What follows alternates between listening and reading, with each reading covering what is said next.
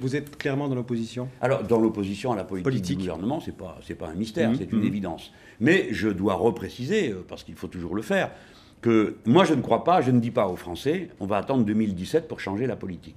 Si je regarde cette Assemblée nationale, il n'y a pas un député socialiste élu sans les voix front de gauche. Il n'y a pas un député front de gauche élu sans les voix socialistes ou écologistes. Bien. Donc nous avons la matière première d'une majorité ou d'une autre majorité de gauche. Pour l'instant, le président de la République a choisi de mettre sa majorité avec comme socle central la droite du PS. Donc vous reconnaissez que je propose qu'on passe à la gauche de l'Assemblée. Et donc, je pense que l'élection de 2014, l'élection européenne, devrait nous permettre de faire la démonstration que le Front de gauche étant devant le Parti socialiste, c'est de ce côté-là de l'hémicycle que le président de la République... Vous avez l'ambition que le Front de gauche devienne la force principale, la force motrice de la gauche. Voilà.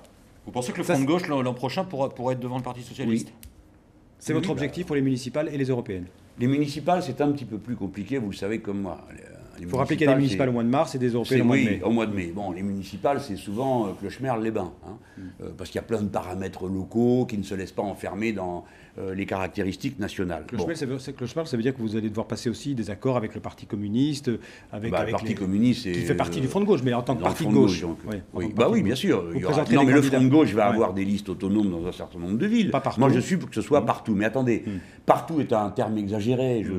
Je suis un élu local, moi aussi, je l'ai été autrefois. Bon, je sais ce que c'est. Vous n'avez pas expliqué dans un village de 1000 habitants ou de 500 habitants, on va faire une liste tout seul, on va tout casser. Bon, non, c'est pas sérieux de parler comme ça. Mais je souhaite que dans les grandes métropoles du pays, là où il y a une visibilité et un vote politique, nous ayons des listes autonomes au premier tour. Mais c'est pas là que se joue l'essentiel de la partie. Et pour les européennes, alors ? Là, nous aurons une liste autonome, nous aurons des listes autonomes, puisque vous savez que le président de la République avait d'abord accepté l'idée d'une liste commune pour tout le pays. Il avait cédé ça aux Verts et aux radicaux de gauche, a changé d'avis en disant que sinon, le risque était très grand que nous passions devant eux. Bon.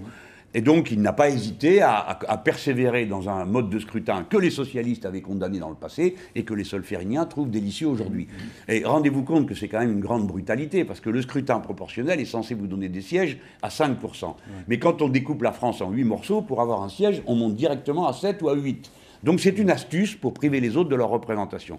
Les socialistes doivent croiser les doigts, parce que partout où ils passeront en dessous du score à 2 chiffres, le piège se refermera sur eux. Et vous avez un objectif chiffré pour les européennes ? Écoutez, on a fait 11 au présidentiel, il faut donc qu'on fasse plus. Plus, en tout cas, plus que les socialistes. Voilà, Puis c'est normal d'être comme ça. Je veux dire, sinon, qu'est-ce que je fais ?